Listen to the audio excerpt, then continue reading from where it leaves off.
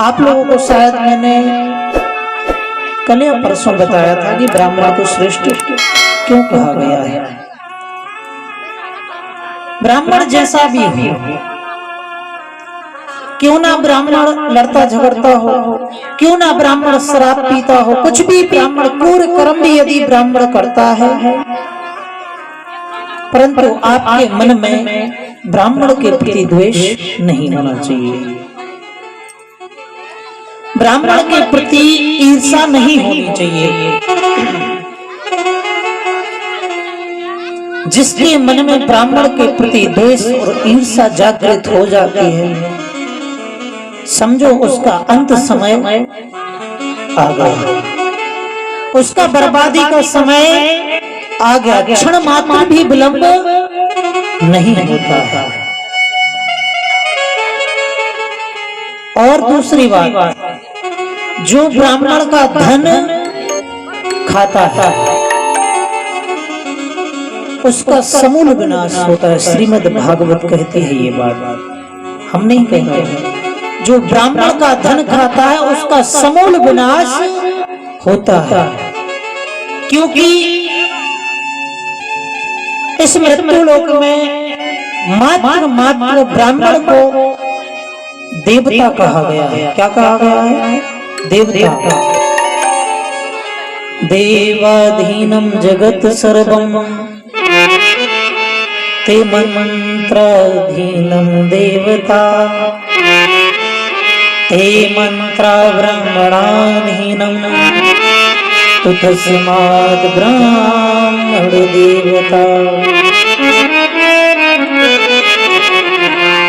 देवाधीनम जगत सर्वम, पूरा संसार किसके अधीन है? ये बात मुझे बताइए आप लोग, किसके अधीन है? उस परम प्रताप परमात्मा के अधीन, प्रभु के अधीन है पूरा संसार। देवाधीनम जगत सर्वम, परंतु वो परमात्मा भी किसी का अधीन है। किसका अधीन है? ते मंत्राधीनम देवता, वो देवता भी मंत्रों के अधीन है। किसके अधीन है? मंत्रों के अधीन, क्योंकि वेदो खलो धर्ममूलम, शास्त्र कहता है वेदो खलो धर्ममूलम। जिस प्रकार पुष्प वाले वृक्ष में सूर्य की किरणें जागृत होती हैं तब पुष्प खिलता है। क्या खिलता है? पुष्प खिलता है। उसी प्रकार जब वेद खिलता है तो धर्म होता है और धर्म बढ़ता है। परंतु वेद खिलता कैसे है? जब वेद मंत्रों का पंडित जी महाराज उच्चारण करेंगे तब वेद खिलेगा, और वेद खिलेगा तो अधर्म का नाश होगा और धर्म का प्रचार होगा। तो श्लोक में कहा गया है देवाधीनम जगत सर्वम ते मंत्राधीनम देवता। देवता मंत्रों के अधीन है और पूरा संसार देवताओं के अधीन है। ते मंत्रा ब्राह्मणाधीनम तो तस्मात् ब्राह्मण देवता। मंत्र भी अधीन है। किसके अधीन है? ब्राह्मण के अधीन है। देखिए, मंत्र तो कोई भी पढ़ सकता है।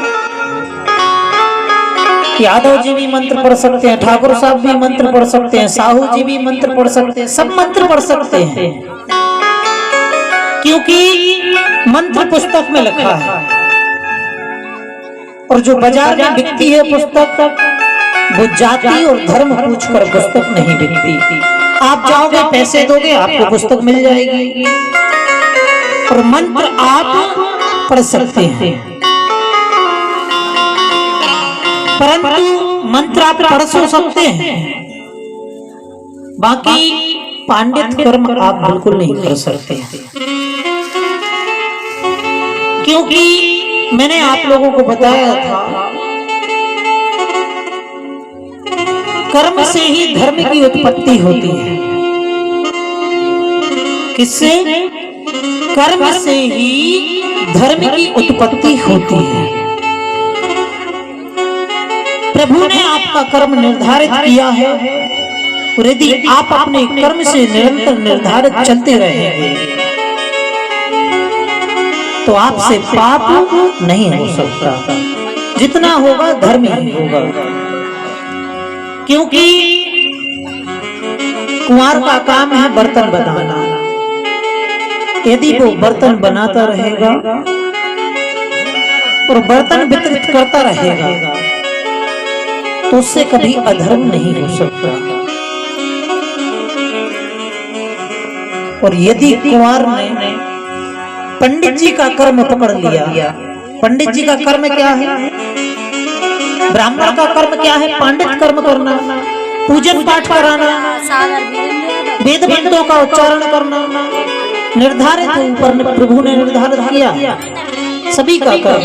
यदि प्रजापति ब्राह्मण का कर्म करने लगेंगे तो उसका कर्म नष्ट हो जाएगा और अधर्म पर उत्पत्ति हो जाएगी और पाप होना प्रारंभ हो जाएगा। हो जाएगा कि नहीं हो जाएगा? तो विशेष रूप से कर्म निर्धारित करते रहे। जो कर्म मिला है उस कर्म को करते रहे। दूसरे मनुष्य का कर्म आप ना करें। आपको जो कर्म दिया गया है वो आप अपना कर्म स्वयं करें। तो कहते हैं ते मंत्राधीनम देवता, ते मंत्रा ब्राह्मणाधीनम तो तस्मात् ब्राह्मण देवता। मंत्र ब्राह्मण के अधीन है, इसलिए कलयुग प्रविष्टि में ब्राह्मण को साक्षात देवता का रूप दिया गया है। बोलो ना राधे राधे।